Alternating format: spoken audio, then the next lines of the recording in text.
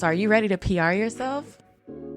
We'll remove the mystery from all things PR, and we'll discuss everything from our top strategies to tips and tricks and everything that you can utilize to further enhance your brand or your message. I've been in media, I'm a journalist, and I'm also a publicist. I am Leah Frazier, CEO of Think3 Media, and your host for PR Yourself with Leah Frazier. Let's go. And welcome back to another episode of PR Yourself with Leah Frazier. This is the podcast where entrepreneurs, creators, and go-getters learn how to elevate their message, own their narrative, and build the visibility that they deserve. I am your host, Leah Frazier, CEO of Think3 Media, and I am so happy that you're joining me today. Well, let me just say the last couple of episodes have really taken me by surprise. You definitely want to go back and listen to the last two because it has just been AI and PR and marketing overload. And from those two episodes with Lynn Ward, shout out to Lynn. He did a fantastic job. Definitely want to have him back. I have been bombarded with AI experts from all over the United States that want to come on and tell you guys what they know. And I said, let me space this out. I don't want it to be too AI heavy, even though I know that is the future and that's where things are headed for small businesses and entrepreneurs. But wow, I am just completely blown away. If you're new here, welcome. I'm so excited that you're here. Today is just going to be just a very short episode. I received an email talking about how journalists interact with PR partners and the key findings from this research that was done by the BCPR group. And so we're going to get into pretty much what kind of gets under journalists' skin, what they like, what they don't like from PR partners. And then I'm going to weigh in from things that I've seen, things from my expertise, and how you can be a better PR partner. Essentially to these journalists that you want them to rely on you as a source. You want them to come back again and again and again, and you don't want to damage relationships before they even get off the ground. So let's talk about that. So that's where we're going to be getting into this latest episode. But before we do, man, it's been busy. I just got back from Miami. So shout out to I love Miami. Miami is a great time, but it is a city that I can only hop in for about 3 days and I got to hop back out because a girl could get in there and just from the beaches, the pools, the rooftop pools and the views and the people and the food and the shopping and the nightlife. It could really have you, what is it? FAFO. And I don't want that. I want to keep my job. I want to keep myself employed, but had a great time. Had a client that was being honored at the New You Beauty Awards. So if you are in beauty, whether that's in hair, skincare, nails, makeup and cosmetics, you need to check out New NEWUYOU Media. Because when I tell you those awards were on point, so much that I was like, man, I wish I had a professional videographer here to literally take back this footage and break down how professional and how amazing this event was. It wasn't the largest awards event I've ever been to. It wasn't with thousands of people. It was highly curated. But it was probably one of the best events that I've seen put on in a very long time. I joked that I wanted to take it back to Dallas and be like, all you people that keep giving out these awards and having these brunches and doing these award shows, like this is how it's supposed to be done. Everything was top tier, from the venue to the decor to how they treated the sponsors, the logos, even down to the curation of the invite list. So let me just say this and then I'll move on. This just shows you how impressed I was with their event. And then maybe if you're throwing an event, you can take some of these things into consideration. But so a lot of the sponsors and vendors were beauty brands, whether it was hair care or skincare or cosmetics or whatever. And so knowing that these people are and some of them were the actual winners of the awards. So that's something else. And so they had this expo part where it was a complete gifting suite. But because I know some of you are like, we don't have the money to just be giving products away. It was literally so many reality TV stars. It was so many content creators and influencers, so many that I recognized. And it was in a setting where it was clear that New You Media made it very clear to those folks that they were there in support of these brands. Like, try it out, take a picture, follow, they found ways to activate the brands that were involved.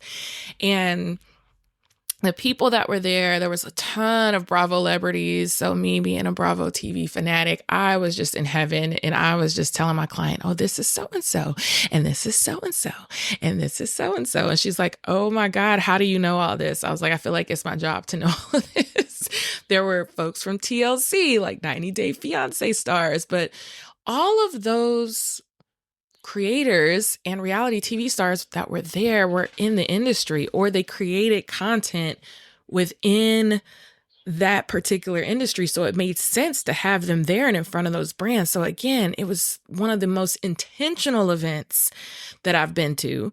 And if somebody was going to give my client a sponsorship deck and say, I want you to help sponsor this event, and here's what you get for $5,000, it well exceeded that. Like, I would be like, yes, give them your money, because of just how amazing they handled that event. So if you go to my Instagram at the Leah Frazier, or you go on Think3 Media, you can see a brief little Instagram reel recap of the event, but it was absolutely phenomenal. And I will tell you, I was there with my client, New Standard Beauty, which specializes in hair wellness. And I'll tell you how it all came to be. And maybe it'll inspire some of you guys before we move on to what this episode is really about today. But my client does an expo called Cosmoprof Beauty every single year. It's a big trade show where if you have beauty products or skincare or hair care, where you can get in front of buyers or perhaps retailers or things of that sort, folks that want to wholesale your product, that's where you go and showcase. And there's so many people there. It's just like rows and rows and rows and rows of brands. It's crazy. And so she brings me out every year. And normally my job is to facilitate relationships. Like what, they have a press and media corner, of course.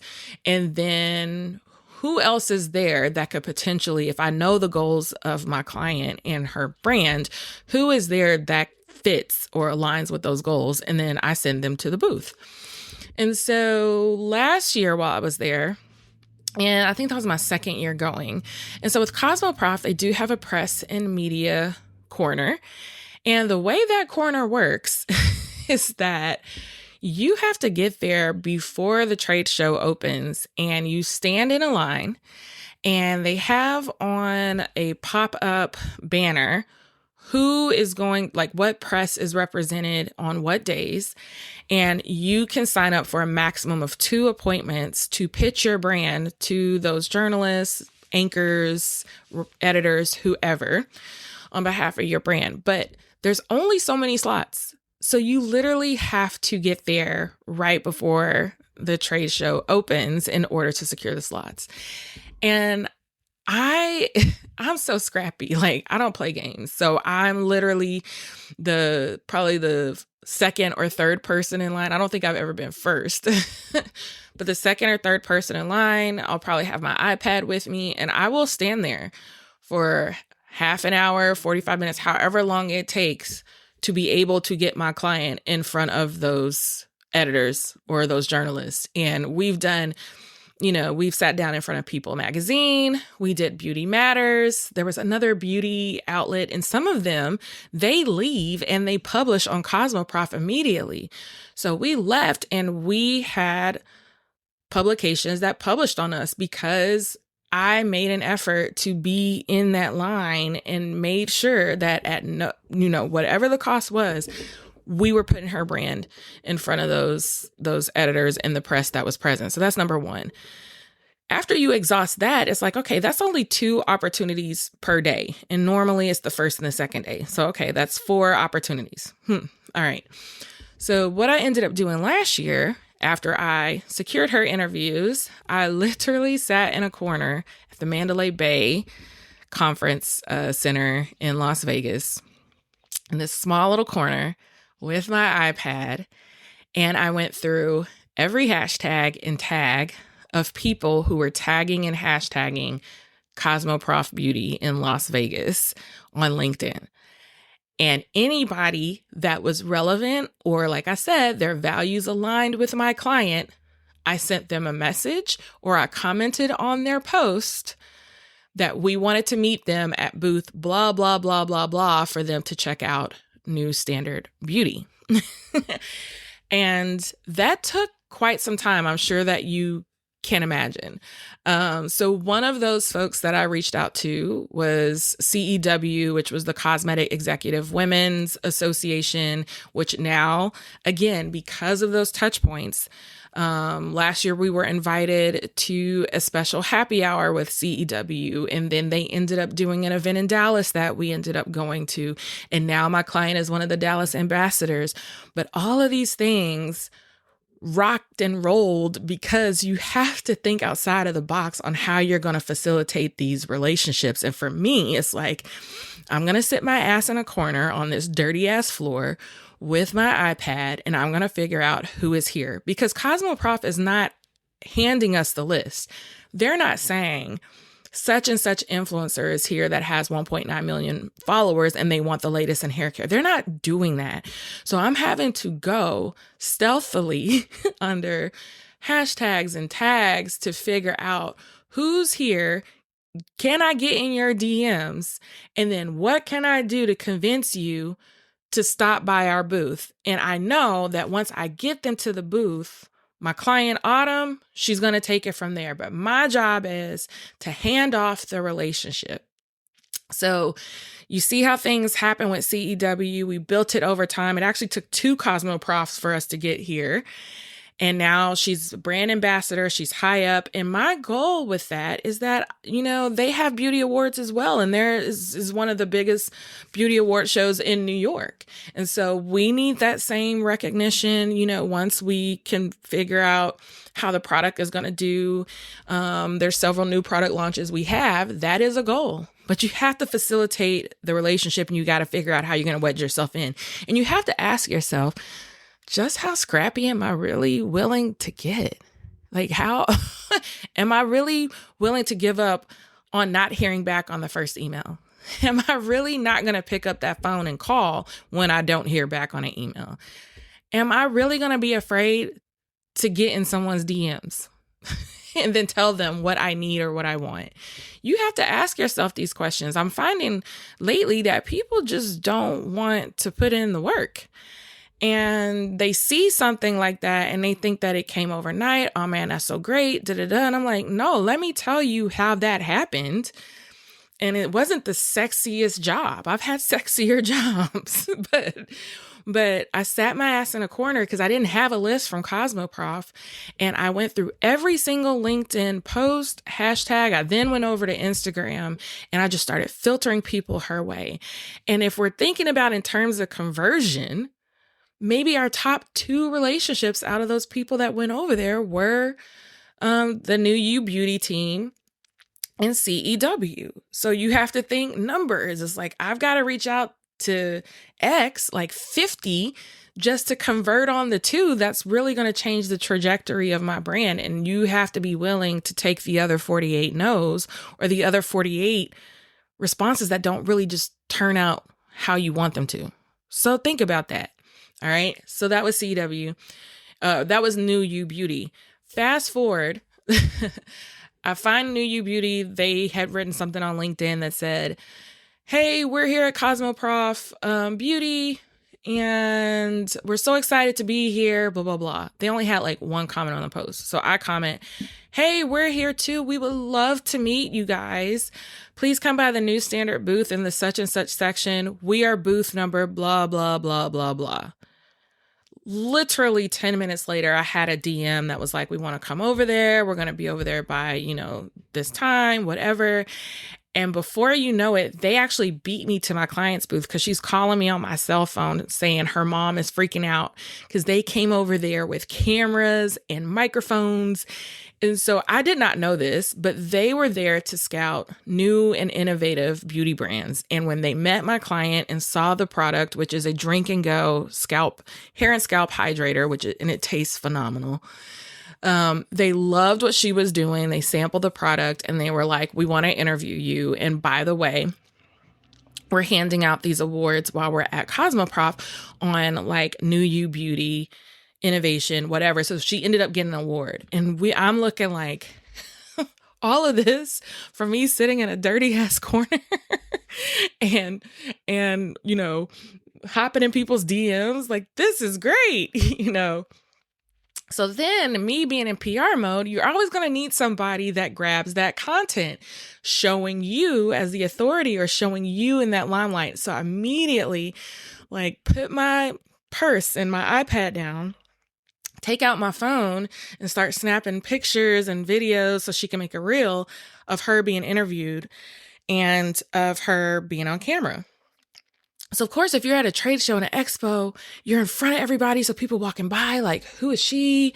Who is that? Like, what just happened? And so it's making my client look like a rock star. So even after New You Beauty left, the line was so freaking long. I just grabbed my stuff and I said, you got it from here. I'm going to go back in my little corner, or maybe I'll go look at some beauty brands to pass the time. But I think you have enough from here. So anyway, so New You Beauty did all of that. And again, I just kept thinking about, man, it was just a matter of just really getting down and dirty and scrappy. And so we left there. And then right after Cosmoprof, they contacted us and said, hey, we have these beauty awards. Now, mind you, this was in July of last year, July 2025.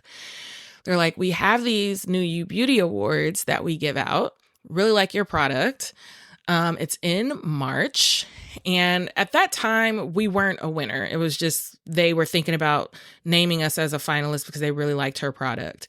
So fast forward, she ends up being a winner. We end up going out to Miami. We have a vendor booth. We're meeting all of these amazing people. I'm just going to shout out Cynthia Bailey from Real Housewives of Atlanta, Courtney Kerr, who is one of Dallas's biggest bloggers. She was there. She won Influencer of the Year.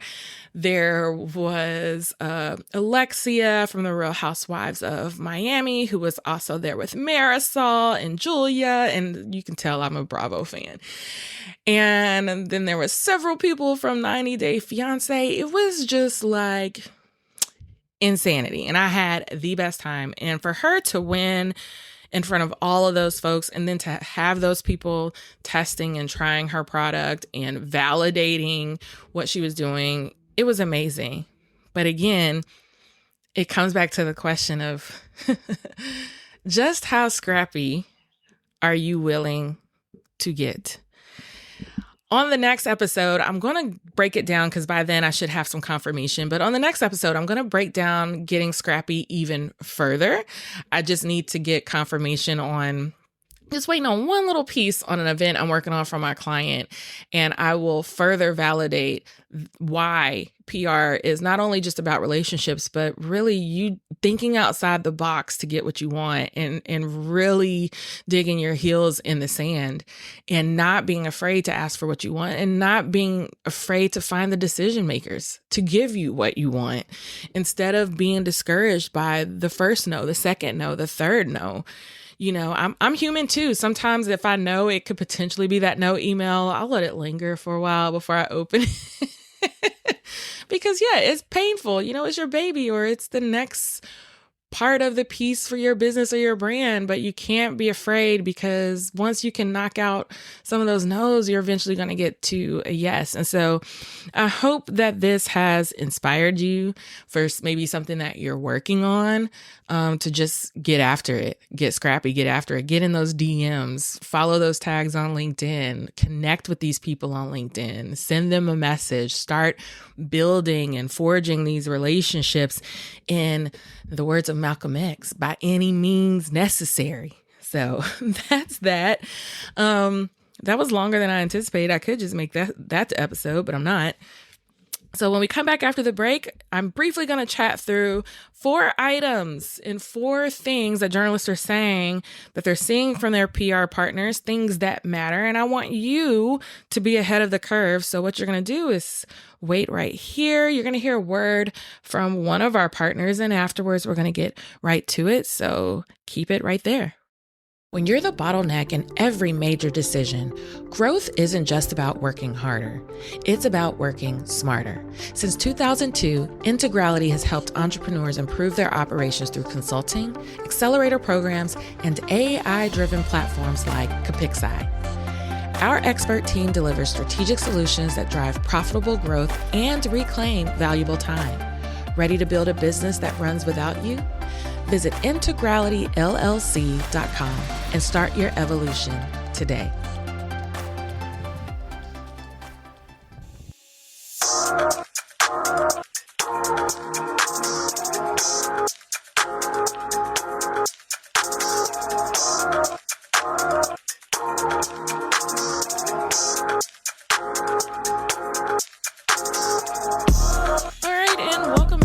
The break, we're going to get right into it because I've taken up way too much of your time. Let's chat this new survey on how journalists interact with PR partners. Okay, this came from the BC PR group. I thought they were out of Minnesota or Minneapolis, and it's saying that they're out in Tampa, which is even better. That's where my sister's at, so it's fine. So they just released data today, actually, so you guys are getting this in real time. This was a survey that was conducted with over 100 journalists and media professionals to understand how journalists receive and respond to PR outreach. This is important because you may think you're pitching somebody how they want to be pitched, and then they do this survey and you find out that you're the one that's itching their ass.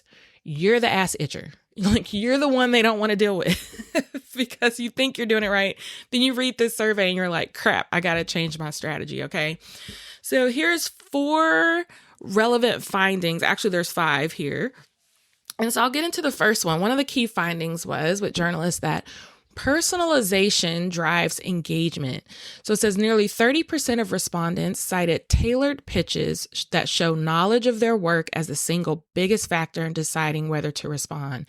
We have done a PR Yourself with Leah Frazier episode on this, where we talked about you have to get to know the outlet. You have to get to know the reporter. If you're sending a pitch, are you pitching what they cover? And so 30% of journalists are saying that they're receiving pitches that from people that are all over the place that have no idea what they're covering, and you're just getting sent to the trash.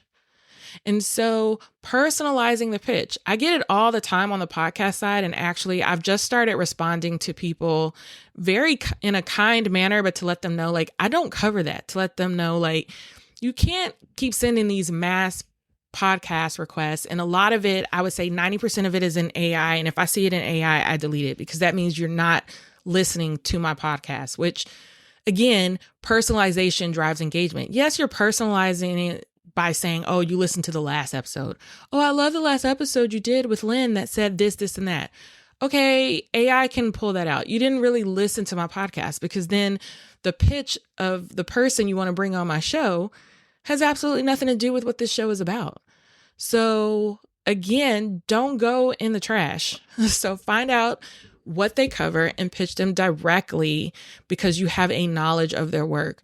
A trick that I like to do all the time is I will go out and read several of the editors or the journalists' articles or watch some of their TV segments, and I will reference it. So I have one actually up on my screen in real time where a writer for our local Dallas business magazine literally wrote a story that I just told my client we needed to get 2 days ago. And so I'm like, it's almost the exact same, except he's in a different industry. So what am I going to do? I'm going to go back to that writer and say, hey, I just read your story on so-and-so. I always hyperlink it. And now I'm going to send her the relevant information on him. It shows personally, I read your magazine. I read what you wrote, and I'm tailoring my pitch because I believe you're the best fit to write it. Okay. So that's number one. Number two, relevance matters. Okay. So 25% of journalists indicated that boutique agencies send the most relevant pitches. So like mine. While 9.3% said that large and global agencies do. And then 15% of journalists said in-house teams. So why is this important? Because a lot of small business owners and entrepreneurs think that they have to go hire the big guy. You have to dump the tens of $1,000s a month retainer with the large agency. And these numbers are saying your boutique agencies, and the next fact will prove this up even more. Your boutique agencies are the ones that send the relevant pitches. They're the ones that really get down to the nitty gritty. They know the reporters, they know the journalists, they know the editors. And the boutique agencies are the ones that are killing it. The larger global agencies, God bless them, the ones that have multiple offices in the US or they're based out of the UK or Canada or wherever they're at, only a small number of them send relevant pitches. But you've got to understand, if they don't have somebody hyper locally in your city or town, it's kind of hard for them to tailor some of those relevant pitches because they're not there. So they're doing the best they can. They probably have massive amounts of clients that they represent, whereas the boutique agencies, they literally go with what they can cover their bandwidth, and they don't go outside of that. It's a smaller amount of clients. And they really know their local or regional outlets to a T, and the outlets know them. Okay. So if you eventually want to stop PRing yourself and go hire an agency, this is telling you that's what you're supposed to do. That further brings me to number 3 that says responsiveness is critical. 38% of journalists said that boutique and smaller agencies are the most responsive when there's a quick turnaround, compared with 4.7%. You guys, that is a decline of 31%. 4.7% of journalists said large and global agencies are responsiveness for critical requests. That's not good. And my clients know. I will text you, hunt you down, send a pigeon call, cuckoo. I will send a drone. If a journalist needs something, I will Slack you, Asana you, text you. I will get in my car and pull up to your house to get them what they need and on time. So 38% of journalists see that these boutique and smaller agencies are so responsive when they need a quick turnaround. And this is critical. So that's something to consider if you're trying to, outside of PRing yourself, decide between a smaller agency or a larger global presence. And to be fair, some of those larger and global agencies do work with the boutique agencies because they know this. So some of them will outsource the hyperlocal activity to a smaller agency. I have one actually doing it for an organization that I'm just waiting on the contract, but that is doing this very same thing because they were like, we know you don't even have to pitch, Leah. You can just pick up the phone, text, and it's going to get done. And so that's the way it should be working. All right. Number 4, barriers remain. So irrelevant or offbeat pitches were the top reason journalists ignore outreach. And this was reported by 48.6% of participants. So this is what I said before. You're just blasting out your press release to anybody and you're not checking to see if this is what they actually cover when they open it, and they are the entertainment or music editor and you're sending them technology or you're sending them business. All they're doing is deleting it. You're wasting your time. And so please stop sending out mass distribution without double checking to see if that's what they cover, period. You're going to tick a lot of journalists off and some of them are going to just stop opening your emails. And we don't want that to happen, not in the PR land.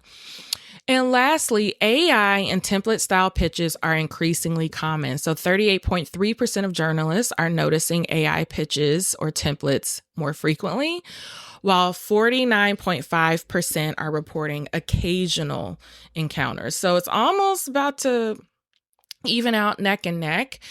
I will say that the journalists that I follow on Substack, and then recently what I'm seeing in the platform Quoted, and in some of the other platforms that I use to pitch my clients for some of those last minute requests, they are now putting in bold and highlighting absolutely no AI pitches, not even to polish up your pitch. They don't want any AI detected whatsoever. It is driving journalists crazy. Something that I heard a journalist write on Substack that stuck with me was saying, AI, we think that it thinks, and it's not technically thinking, is just gathering and summarizing information that's already out there. So you're dumping in that I need this particular pitch, not knowing that 10 other people in your industry are doing the same thing. And so what AI is dumping out the same pitch for all 10 of you, and you're sending it to the same journalist or editor. And so they're saying, and you got to remember that AI is grabbing what's already out there. So if they're a journalist or an editor that's trying to cover something unique or something special to their publication, then AI is not coming up with something new or fresh or trendy or a new idea. That can only come from the human brain. So you're really shooting yourself in the foot if you're not really sitting down and trying to figure out how to position your brand without the use of AI. You can use it again, but just know a lot of the journalists that want fresh ideas and fresh news, no. And there is software out there, I will say, that you can put somebody's pitch in to see how much of it is AI. I've used it with some of my clients who didn't tell me they were sending AI responses, and now I use it all the time. Where some of those journalists, if they run it through and it's completely AI, they will delete you and block you. And there is a particular platform that will remain unnamed that will put you on suspension before deactivating your account if you use AI answers. So just a fair warning. But those are our top 5 journalist responses and how they interact with their PR partners. So let me know what you think about this. I've got to go. I've got to hop on a very important call with my client. But yeah, so just to recap, this is how journalists interact with PR partners from the BCPR group. Key findings included personalization, personalize your pitches. 2, relevance matters. Please send relevant pitches to what that particular journalist covers. Responsiveness, be responsive. They are tracking how responsive you are to critical requests. Barriers remain. Stop sending irrelevant and offbeat pitches. I think we already talked about that. And then AI and template style pitches are increasing. So that means you're really not standing out from the crowd. So try to do as minimal AI as possible. Okay. If you feel like this episode has helped you, you know what you got to do. You've got to like, you got to comment, you've got to share this with somebody who you think this is relevant. If you want to leave me a message, you can go to PR Yourself Podcast on Instagram. You can DM me or you can send me a message on my personal, The Leah Frazier. Let me know what you think about this next episode, or this episode, I should say. Sorry about that. And we'll be back with another power-packed episode very, very soon. Not covering AI. I'm going to give that a little bit of a break, but you know what to do. Keep it locked in. And until next time.